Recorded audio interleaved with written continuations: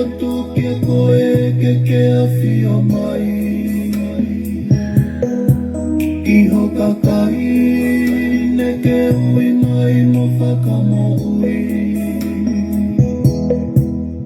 Yoko koe koe hala mo'oni moe mo'ui. Toi ala mai eiki aki o mesi.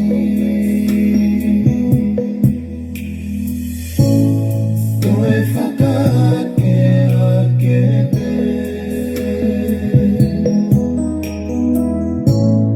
Toi faka'ake ake pe.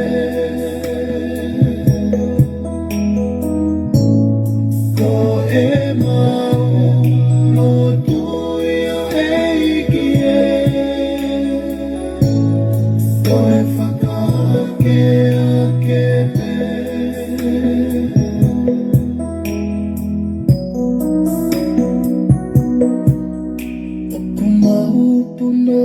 O tangi atu ki o whawhonga. Ki o nina o faka'aonga'i ki e whanua. Hoko mai o laumalie ki o maupule anga. O fakamo'oni ai tonga kotoa.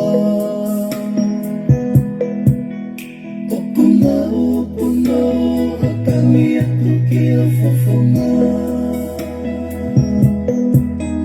Ki o nina o faka'aonga'i ki e whanua. Hoko mai o laumalie ki o maupule anga. O fakamo'oni ai tonga kotoa.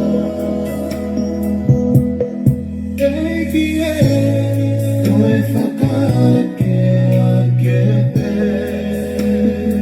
Eiki tokoni mai. Toi faka'ake ake pe.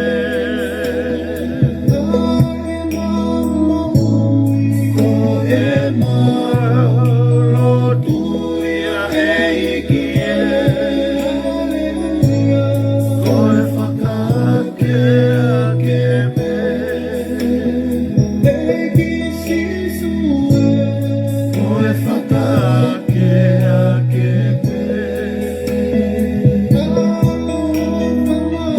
pe.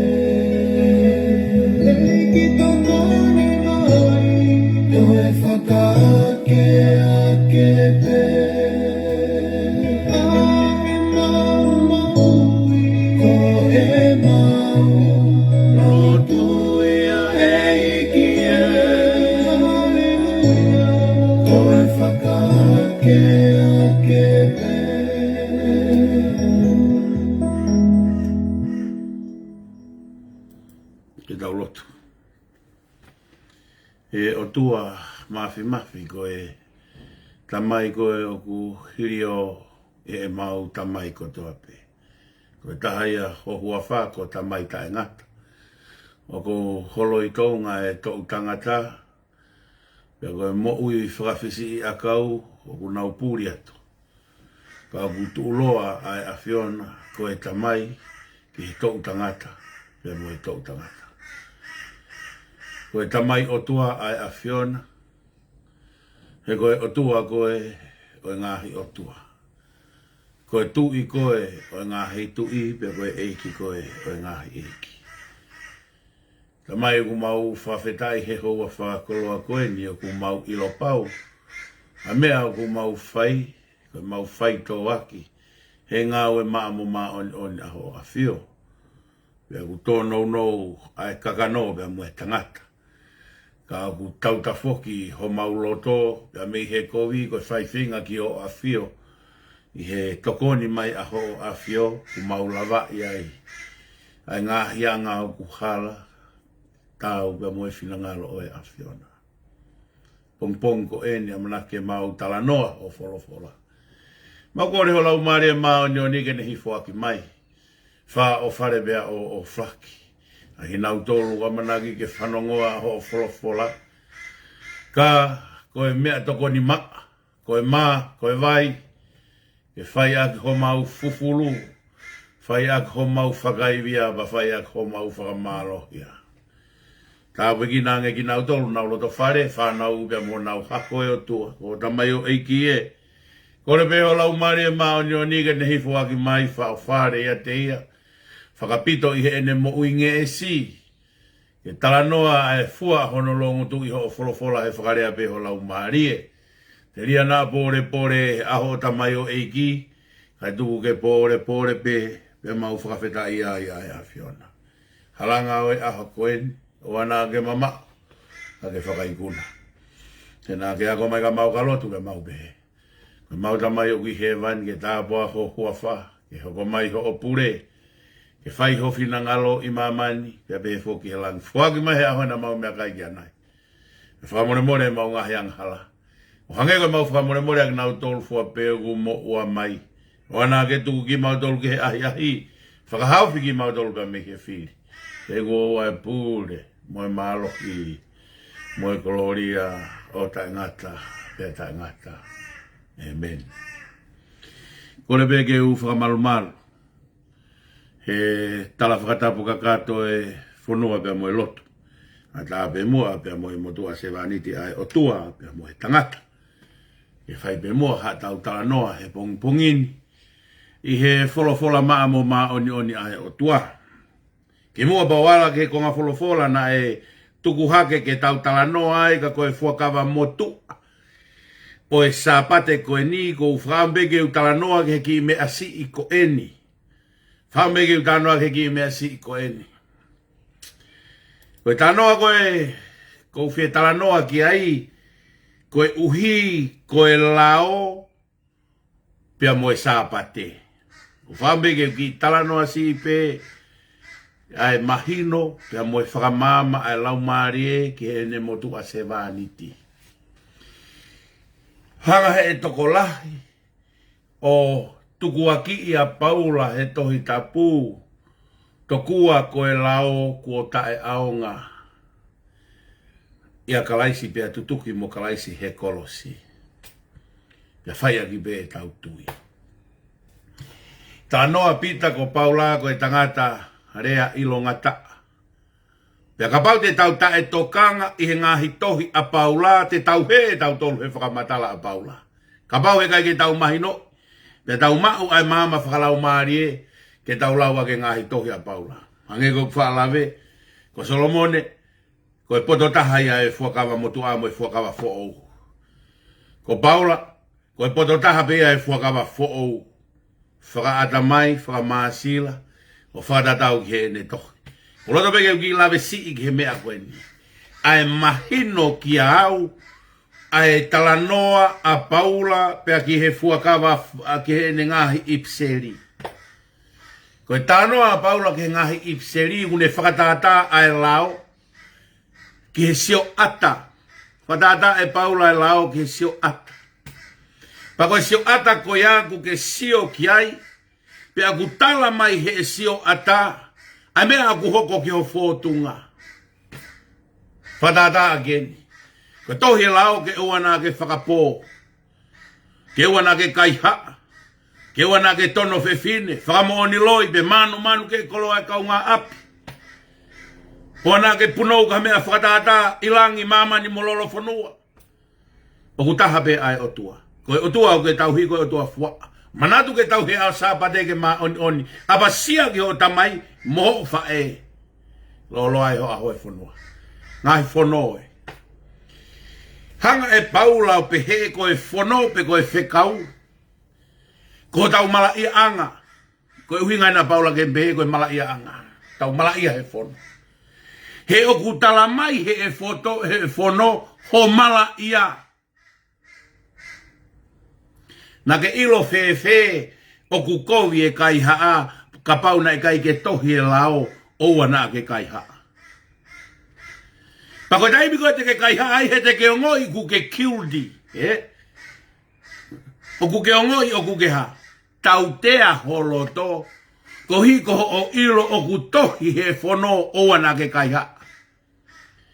Mana tui ka pau he kai ke tohi mai oku kovi kai haa, te ke kai haa pe koe mo whakakaukau, oku ke oku inse oku ke inoseni pe koe pe oku tawataina ho laumalie ke kai haa pe koe he ukai ke ilo koe oku tapu e kai haa. Ka koe uhinga koe tohi koe oe fono pe he ke uana ke kai haa. Koe taimi te ke kai haa ai oku lavea pe ho konseni si o ikai koe ia. Koe uhinga e paulo ko koe fono koe whakamalaia.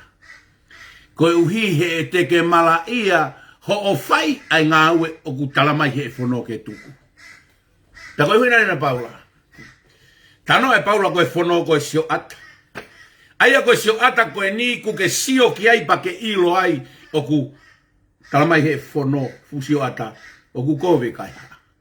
Pa ke ilo ku ke kai haa. Ka ke mana tu i oku ikai ke hanga he sio ata aia ho sio atu wafu uri kulo he. O kai ke ala mai e sio ata aia oha. O fufulu e fu uri kulo. Ko e mea bea e sio ata aku fai, ko e ne tala mai, ko e fu uri i kulo e na hoko ahe. Ikai ko ia? Ko e mea bea sio ata tala mai ko e fu uri i kulo e. Ko hai une to e uri i kulo hoko ahe. Ko e tau fonga whakamamani, ka waha uri i kulo he, ko au te uto o, aki ha konga koa.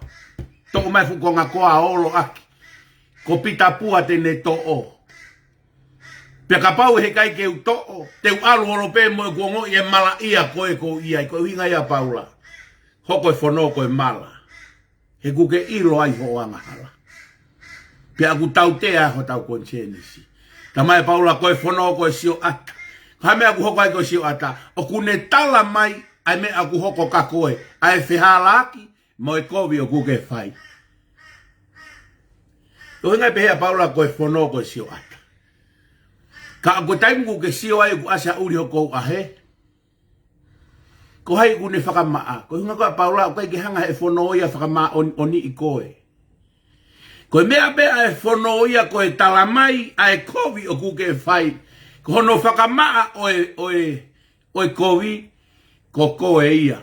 Moe mea ke whakamaa ake a kovi. Koe koa. Ai uri kulo. Koe anga halau ke. Te ke sio ki he fono mo sio atapa ke ilo ai ho mala ai kovi o kuke whai. Ka ko haimea fufulu ake kovi koe ku ho anghala. Himi koe ai himi koe pe. Taa pe o sisu. Ko ho otari ai taa o sisu. Ko ia o kune whai e fufulu ho tau hangahala. Ko ngawe ai fono ko ne talatu ho o palaku. Talatu ho o mala ia, talatu ho o uri, ka koe ke kau e fono ia hano whakamaa koe. Koe whekau, nothing have to do with cleanse you. Koe indicate pe kovi kuke whai, ka uikai ke hane kā kunga taha ngahi fono, ke ne whakamaa koe moho o anga hala. Koe ne faka'ilo e anga hala ka koe. Ka koe maa e anga hala, ko o tui ki he eiki ko si sukalaisi. Mo ene pekia ke hifo mai a hono taa. O whakamaa ai kildi hoku conscience. Pia whakamaa a pita o hange koe lau koe a paula kuou mate. Ka ko paula aku mate, ka kuou mo ui. Ko kalaisi aku mo ui a paula, ko paula i aku mate. Ko hinga a paula, ko mate ka kuou mo ui. Ko mate a paula kai mo ui a kalaisi a paula. Ai utano ake a paula ia Korinto, wa Korinto vahe ni mawe stafitu pehe paula kuha. Koe whakatupu fo ou koea. Ka pau oku ia kalaisi hata. Mātu aku whakatupu fo ou he kuha. More ai me a mua. Koe tau ia kalaisi, more ai pita, kai kalaisi ata e ku mo ui. Koe fono, koe whakailohia. Pa kuke malaia koe he fono. He kuke ilo pe kai keha. Kai ke to'o yang hala ko ia. Ka koe to'o yang hala ko ia. Koe ta'a ko tui ke eiko si sukalaisi. Ka teke ilo fefe yang hala. Teke ilo yang hala i he fono. Ko dai ngo te tare ta'a o kalaisi. O koe ke te ngāu e ki taia. U otometiki pe e te ngāu e pe a ki taia ka e ngangana yang hala. Ngangana e hori kovi, ngangana e whea waki. Iloi ka tamai hataha kutui ke iko si sukalaisi ka kei whea waki pe. Koe loi. Kame te ke iloi ku loi ene tui ke iko si sukalaisi. He talatu he fono koe kai haa koe anga hala. Koe whea waki koe anga hala. Ko ilo e koe ilo mea. Me he sio ata he ku sio atu pe o ku uri i kulo mai hono. Mo tu kehe hono make upu mo lan fai kehe hono longu tu. Ka kai ke fai hono whakamaa. Ubego whakamai ke ki tala noa ke he mahino o e fono ki a te au. Mono whakalaumalie. O de tau fusi e wholofola ke fakata'e'aonga'i a tau loto. He ku maa pe mo maa oni whakamatala paula. O kai tau maa oni tau tolu he fono. Koe whatongia e fono koe sio ata ke ne tala ka koe ho angahala. Koe tau maa oni tau maa oni tui ke eiko si sukalaisi.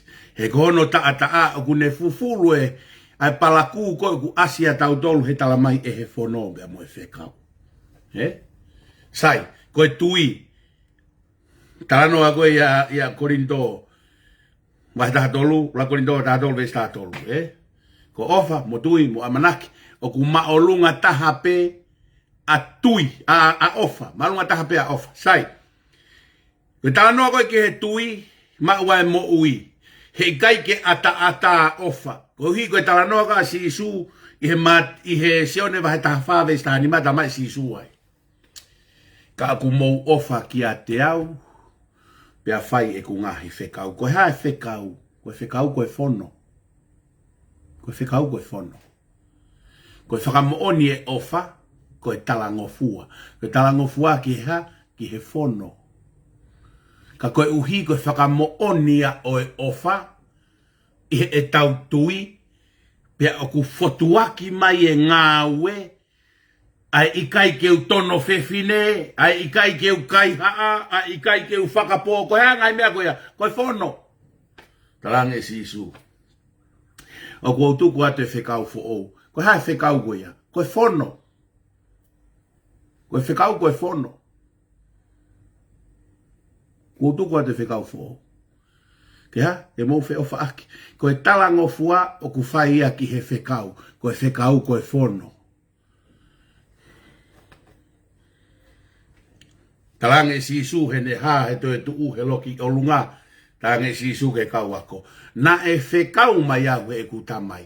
Na ia e whekau o si isu. Te ke alu ki mamani. Koe fono na ange he Otua. Ke si isu. Te ke alu ki mamani. Pe kia to e tu. Ke whakamo ia mamani. So e whare si isu. Na e whekau mai au e ku tamai. Na ia hono whekau o si isu. Pe talangofua e si isu e whekau ko ia. Ke whakamo'oni u ofa ke tamai. Pe tangle si isu ke kau ako.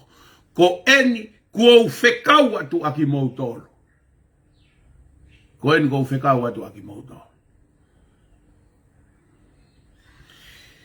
O ku ikai lava ke ata a e whekau mo e ofa.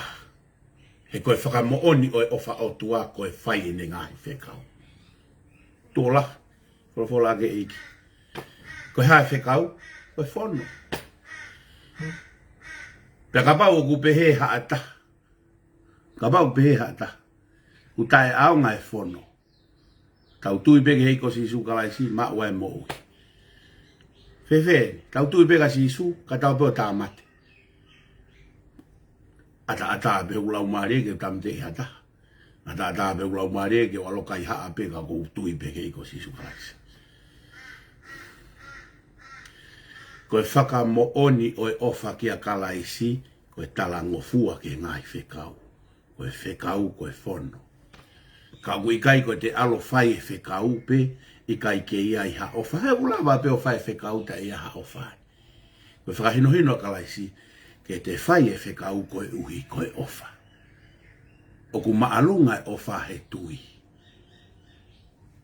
Tamai buhirio a ofa I he tui pia moe amanaki. Sai, te ki foki si mai ki he sāpate. Ko he sāpate, o ku ikai ke mao mo uita ngata he au sāpate, ko he fakamo'oni. O kai ke mao mo uita ngata he sāpate. Ka ku mao mo uita ngata he fotua ki he talangofua ki he ngahi whekau mo e fono. Ke fakamo'oni e te ofa Otua, e te talangofua ki he ngahi fono mo e whekau. Koe pehe koe o ku tae'aonga'i sāpate. O ku ikai mo'oni he ku lue pe sāpate I mamani. O au ki ngataanga o mamani. Pea to e lue pe sāpate o au. O ku tau he sāpate I he pureanga o e Otua. Sai kaulawa te ki ves koe ni. Vahe ono koe o Isaia pe ko Aisea. O ku whakatalano ai ki he Jerusalema fo'ou.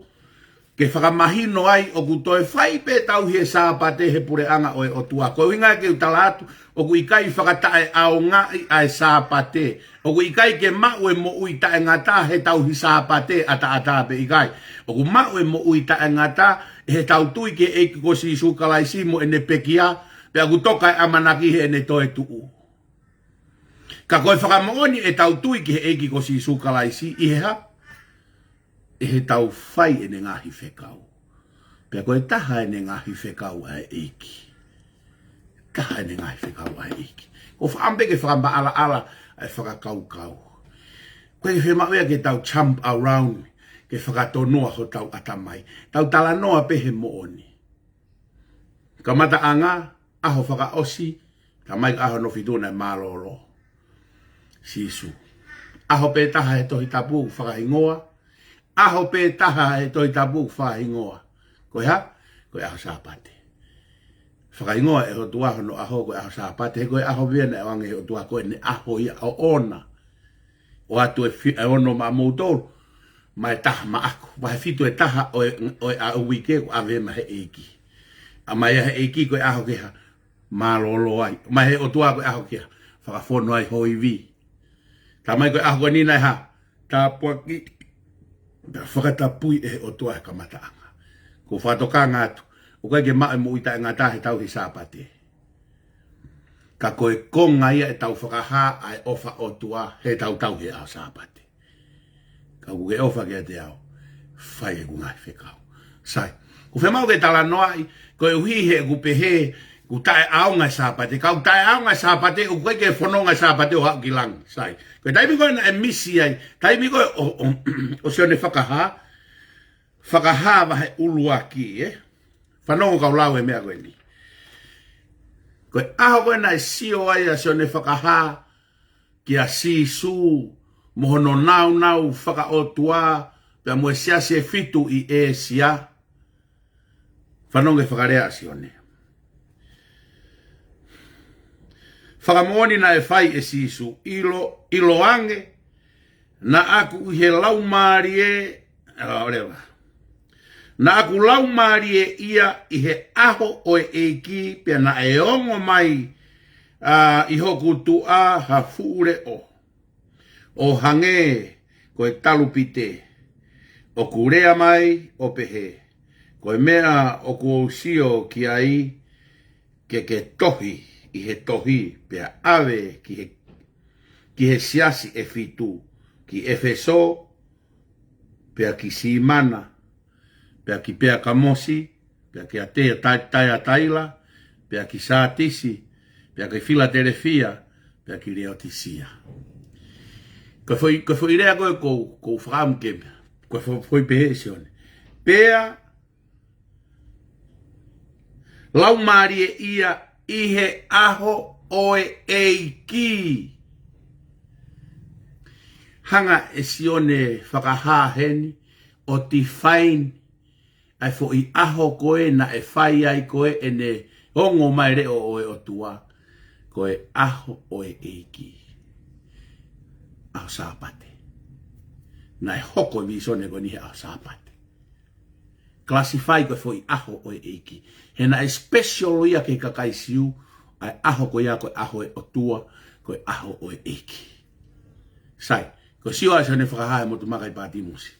Tau alu mea ki he wahe no. Ko Uhinga koe ku tala noa. O ku ikai tae'aonga'i sapate he ku lue pe sapate o au ke pureanga o e Otua. Ai nuk hanga mei mua. O koe ke tae'aonga'i sapate. Koe aho sapate koe aho ia o e eiki. Koe aho ia na e faka'ilonga'i he Otua ko hono aho. Koe aho bea taha na e whakahingoa. E he Otua i he ngahi aho katoa i he tohi tapu koe aho sapate.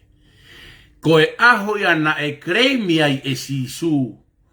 Ko ia koe eikia o e sapate. Ke whenā pasi mo e whakamatala son whakaha. Koe aho o e eiki. Ke whakamahino koe aho ia o ona. Koe mena behe e sisu. Pea koau koe eikia o e sapate. Tohi rewa si one whakaha ia i whakaha. Koe aho eni o e eiki. He ko sisu koe eiki ai aho koe ia. O ko mai aho e ono koe ia. Aho ia ke whai te riha. Whai ai holoto. Ka hanga ho doa mai hono aho. Aho ia ke whiohi ai ai tangata. Pea moe Otua. Pea tau whai tatau mono whina ngaro. Te whakamanatu atu. Ukai ke mao i muita ngata he tau he sapate. Ka aku kau e sapate he fakamo'oni e tau ofa Otua. O fotua ki ai. E tau ofa i he Otua. O kau ai a sapate. Sai. Tau ki hu ai ki he. Ki lau koe. Ai se ao nono. Ko mea koko whi lau ai se ao nono. Ko hui koe ai se ao nono. O ku tala no ai ki Jerusalema fo'ou. Pea moe mea o ku whai i Jerusalema fo'ou. Vesi hono uoua. Ke vesi hono ua tolu pehe ai. Folofola ia a Sihova. Kamatanga pe. He hange o ku fe'ao. Maupe moau ai ngahi langi fo'ou. Koe fanongo koe fakafo'ou e niko mamani. Whakawheao moau ai ngahi langi fo'ou. Ngoe whanua fo'ou. Ao ku ngauhi. Ko Sihova ia mei he taiha mai o pehe. Ai fe'ao moau homou hako. I homou hingoa. Pea i he taimi ko ia. Mei he mahina fo'ou. Ki he mahina fo'ou. Pea mei he sapate. Ki he sapate. E hau ai kakano kotoa pe ke lotu i hoku ao. Koe folofola ia a Sihova. Ta. Koe tau alu ke pureanga o e Otua. Jerusalema fo'ou. O koe ke ngata tau alu he mahina fo'ou kotoa pe. Ka koe sapate kotoa pe. Ke tau uo ai. I he langi fo'ou. Moe whanua fo'ou. Jerusalema fo'ou.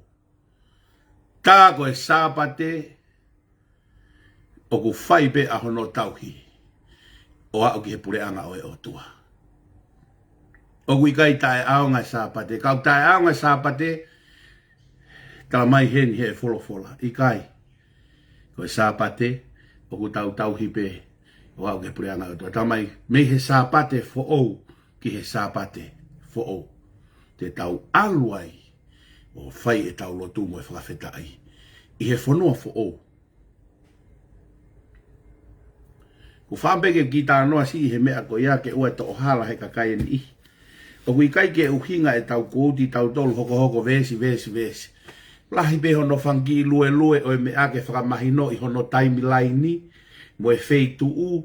Mo e oa upeke pureanga o e Otua. Ko mea na whakamake ki tā noa he pongpongini. Ko whemau peke ua e taki he i tau tolu. I he ngahi whamatala. He ngahi whakamatala, ta e totonu, mo ta e mahino.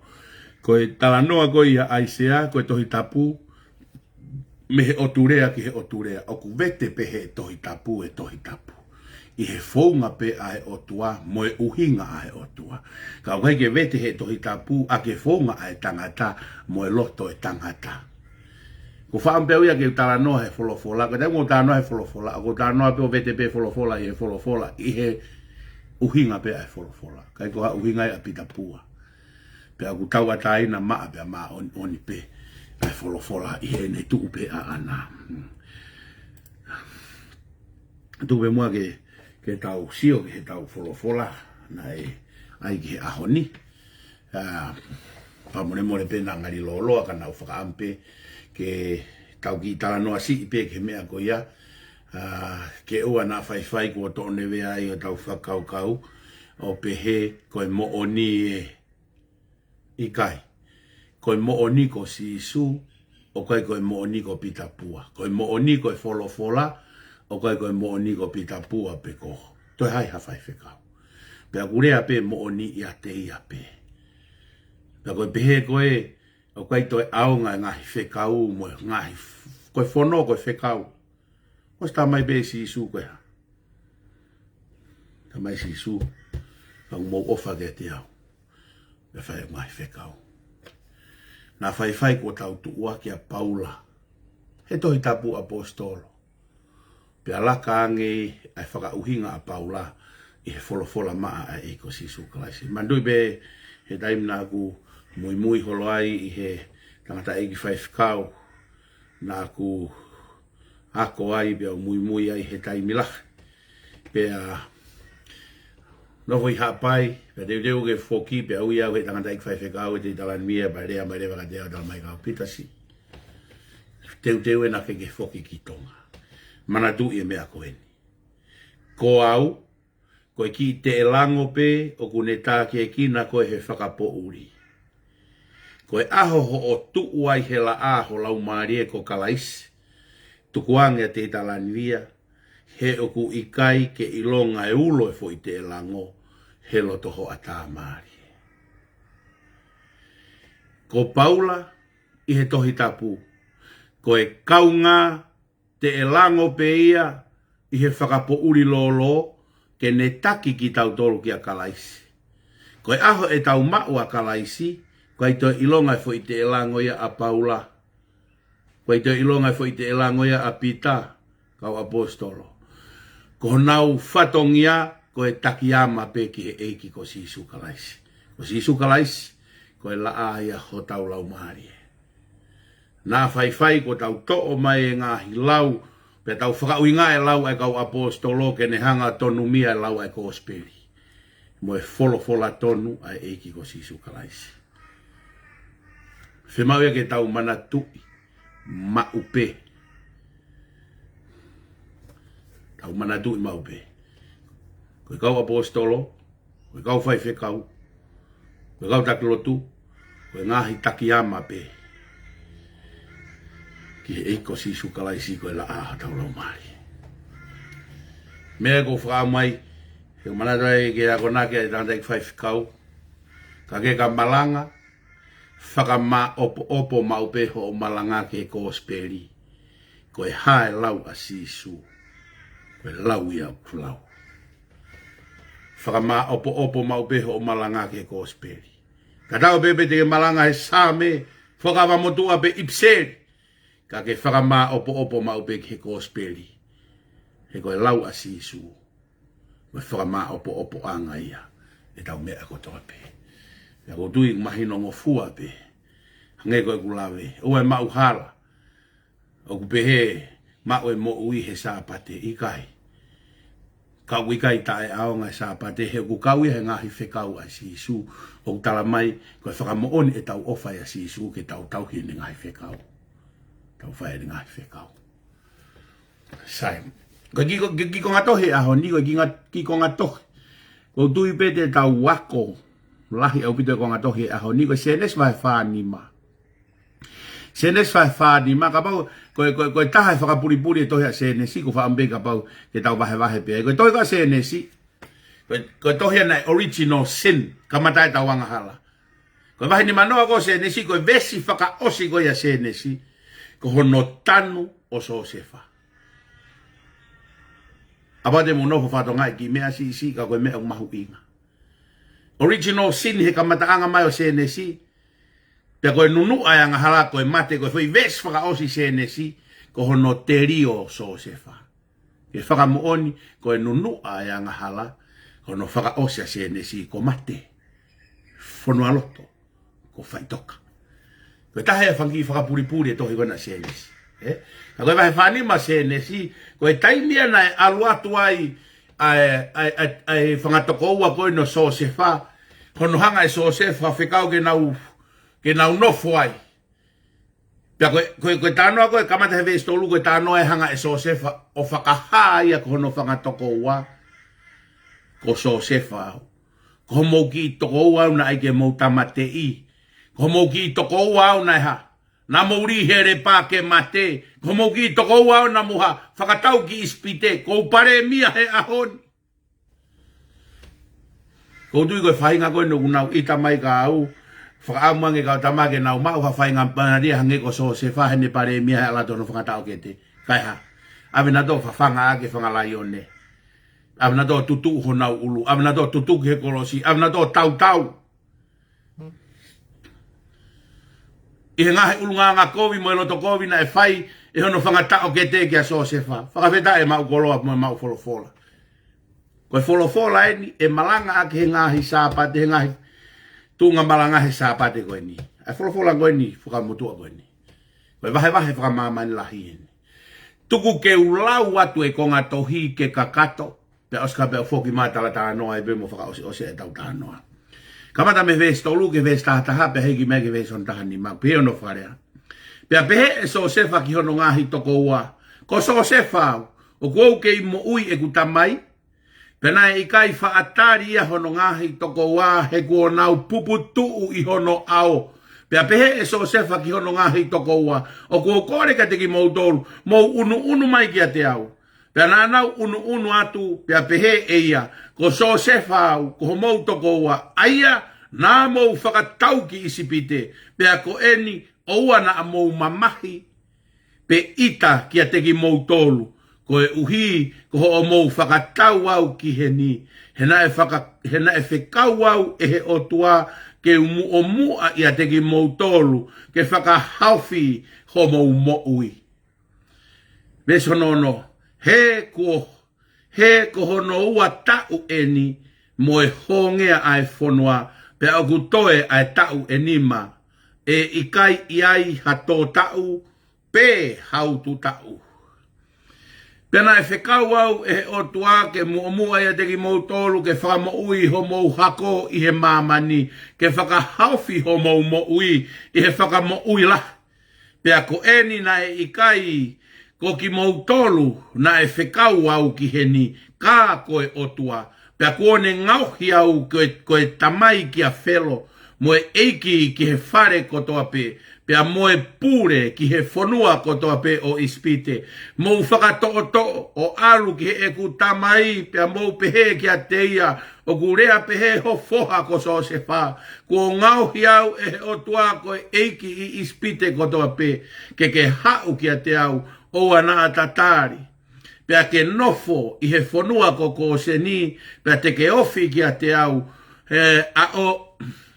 a koe mo ho whanau mo e whanau ho whanau mo ho whanga manu mo ho whanga sipi mo e mea kotoa pe o kuke mau pe a te u whawhanga koe iai he o kuke i toe ai tau enima o e honge teria na a masiva koe mo ho o kau nofo anga pe a moe mea kotoa pe o kuke mau reso no tahani ma pe a umaia ki hono ngahi toko ua kotoa pe o wha o fua mo tangi ka te kinau tolu pe a hiri ne whaka whiarearea aki i hono ngahi toko ua whakawhetai kia Sihova omi hatara noa peheni ke ako ai e tau mo ui ai ikai ke whetongi aki ai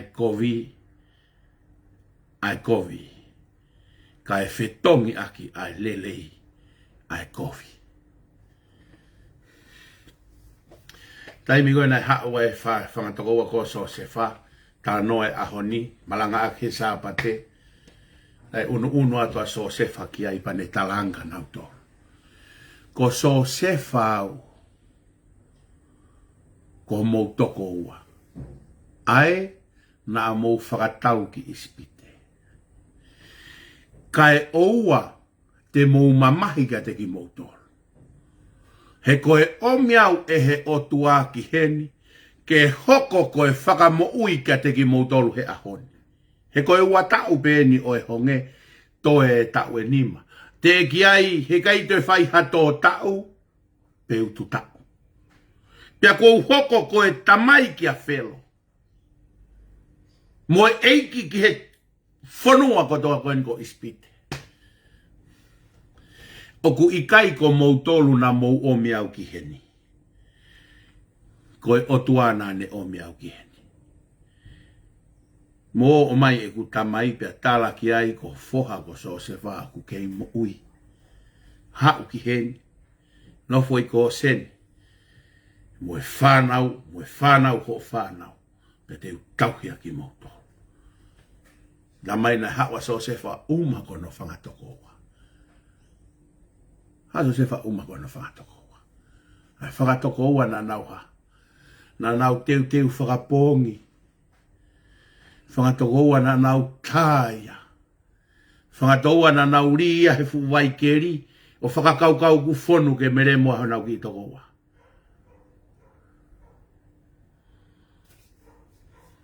Pia ike nau tamate. Tange lupeni.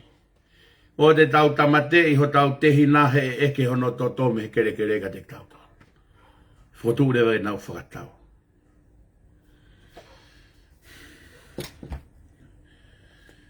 Kai mi koe ni nai hoko e honge. Hoka so sefa koe pare mia o ispite. Ta koe hala o e Otua. O ku ikai tonu ia ke he mata o e tangata. Ka koe finangalo pe ia o Sihova. Tala mai hata.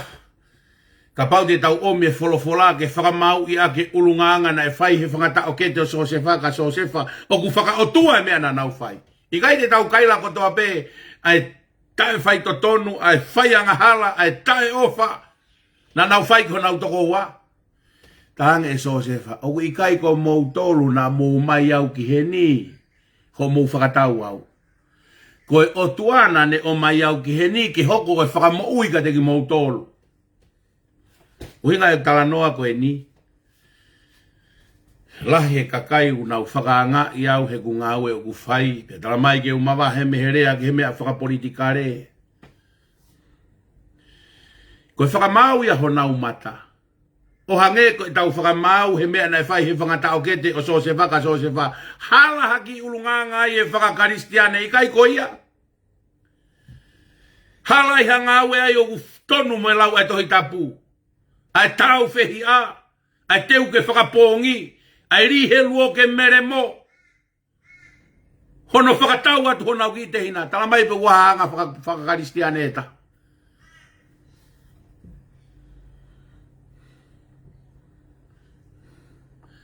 Politikare ai tonga, tau he Otua, pe tok tonga. Me a kotoa pe, ko tau motoko e Otua. Me a kotoa pe i tonga, o ku pipiki ki he Otua. Politikare, sosiare, ekonomika.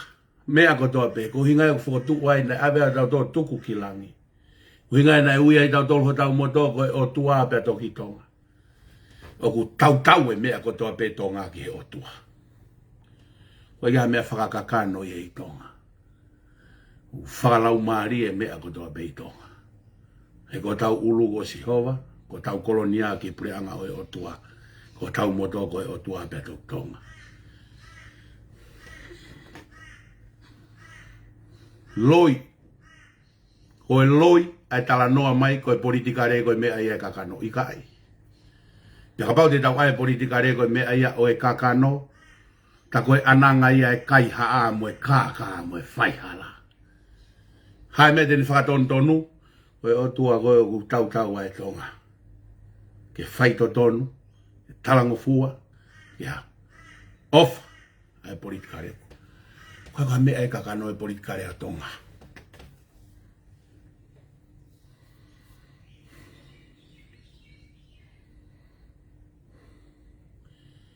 Haua, sele marie koe.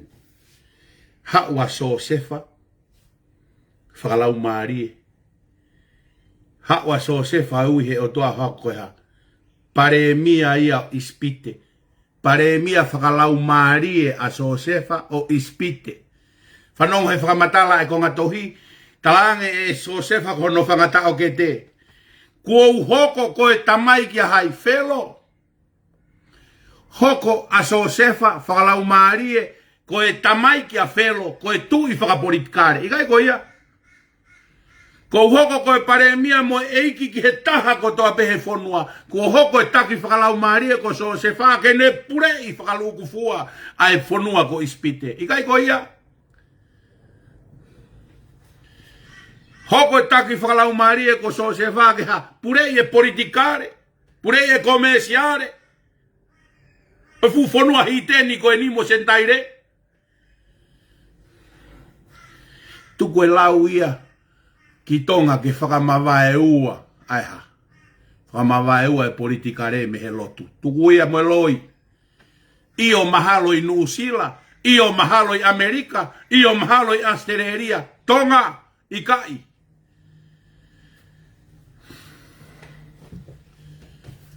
Ke he whaunga ia tonga. Mea goku whakaofo ai. Mea goku whakaofo ai.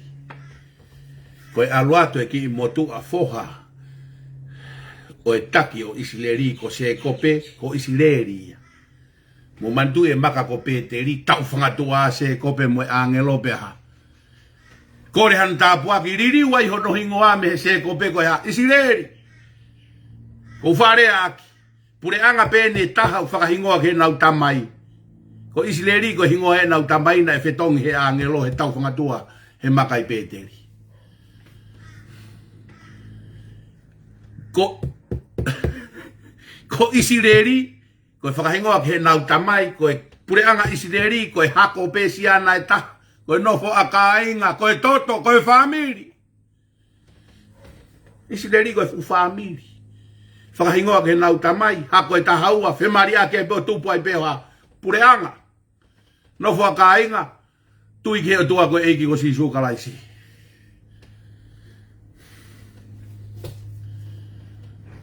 Whakaamu au, e iai hakau politikare, mo hakau whakasosiare, mo hakau takilotu.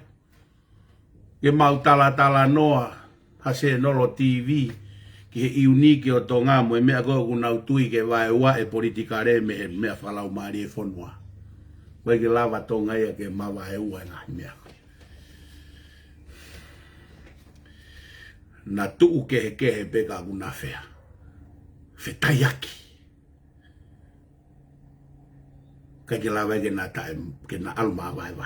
Na alfadape. Si o atu e lotu ke mea kutono no wai he, le atu. Whakatonton atu. He koho tau kawe ngā koe Otua. Tau kolonia ke pure anga o e Otua. Koe mea ko toa peo tawhia me whetu tau kolonia ki ai. Koe pure anga whalaumari. Politikare whalaumari e pia tonga. Koe kia mea koe politikare whakakano. Koe mea e palakua e whonua. Koe tau whinga ki whakatala me he Otua e mea e whonua. I o te kauma e Otua e tau politiki.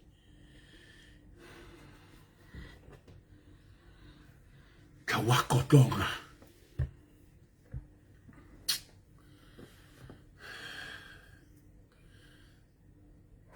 So se fago tak whakalaumari. Lue bea so se fa mo ene to onga mo ui mo e misi na e oange e Otua.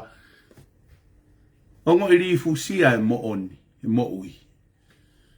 Ongo iri fusia e mo ui. Ai whangatao ke te, nau kiuti he mea na nau whaiko nau tehina. Tange tehina. O te mo mamahi. Koe whonga kovi koe nau hau ai na e whonga pena e spolo e Otua ke pe. Hange pe koe tau ngau e kwhai. Koe ki o mamahi au. Ko hiko si oia e tangata mo nau whakaukau pehe. Ka uhala mama oia me whina ngalo e Otua. Tama hataha ku whaka Otua e mea na e whai he whangata o ke te ka so se wha. Ta e whaka Otua ka atoa. Ka whakamau ia ke mea whakatoi tapu koe ta e ofa. Ho nau te hina.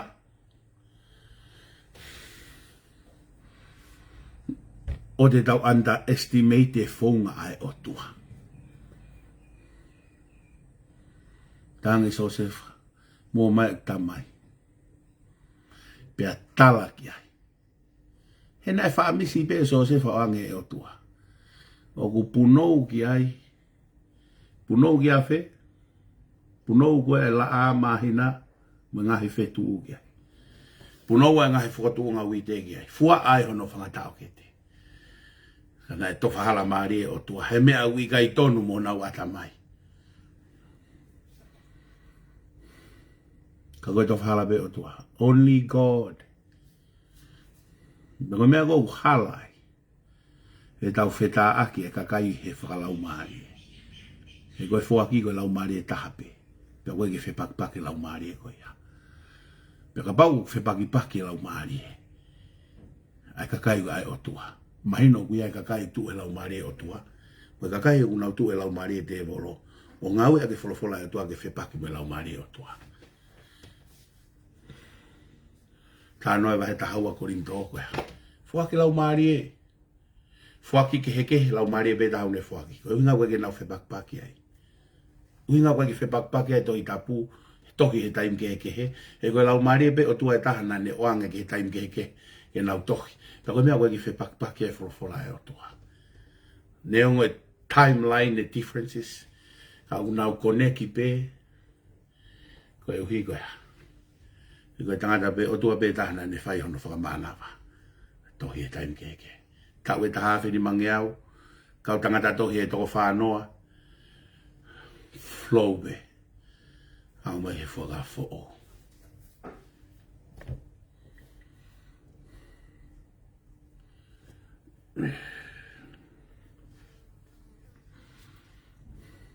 Koe lau ia e tohi.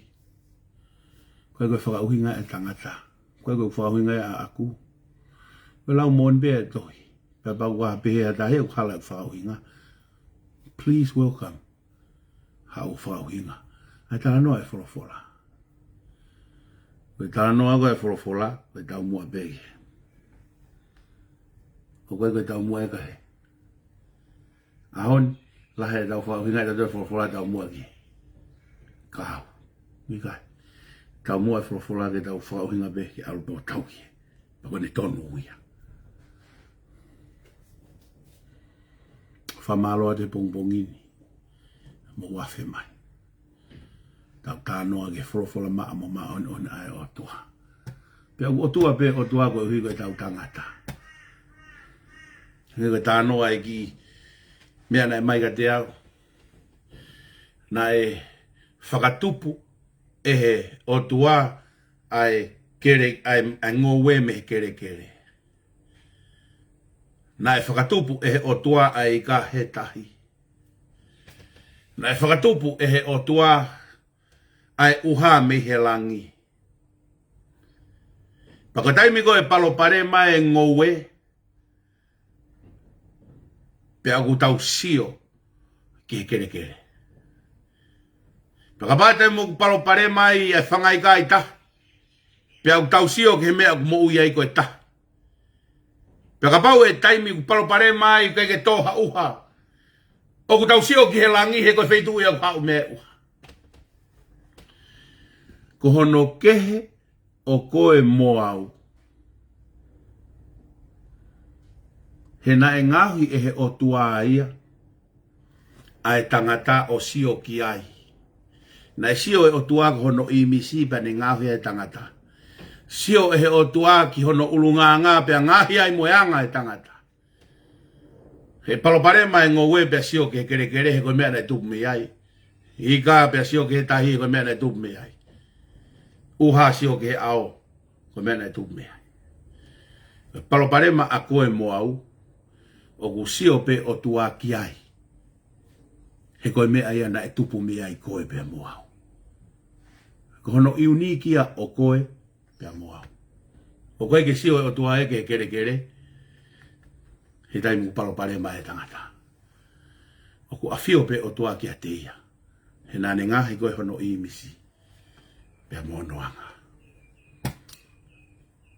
Whamalo atu. I he pongpongini. Lava e tau polokalama. usu fruit laumalie. Pea ko tui o kumou lave I pepe au ilo. Ai laumalie o fai ai tau talanoa e forofola, fai be laumalie tau ataina. Me tau fai be here reita I he mo'oni, mo whara tau ke forofola e tua. E mama ai Otua ikai ko pitapua. Ai tātu be tau hiwa koe ni, whakaosia ki tau polokalama. City Ready Credit is like a pool of funds ready to dip into.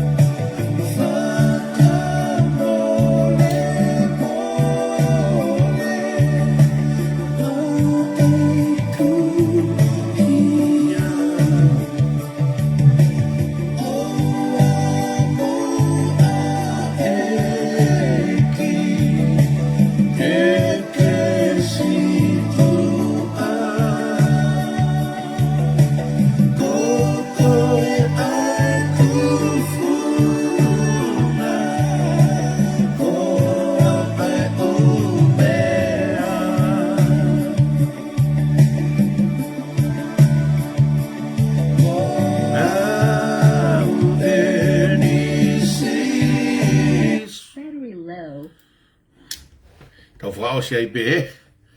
Pea koe kere si o mau eiko si sukala isi o whae Otua koe tamai. Whiohi o laumalie mahu'inga. Ke nofo ia te ki mau tolo. O nā hiki. Kai whai peo tae ngata. Amen. O whalahat ka mou tolu whai tāpiki na mou tolu e Otua. Mea kotoa pe o kumou kau kia ka mou whamiri. Kai tau tok sio ai whiawhi lewe lewa e malanga kau tatau watu.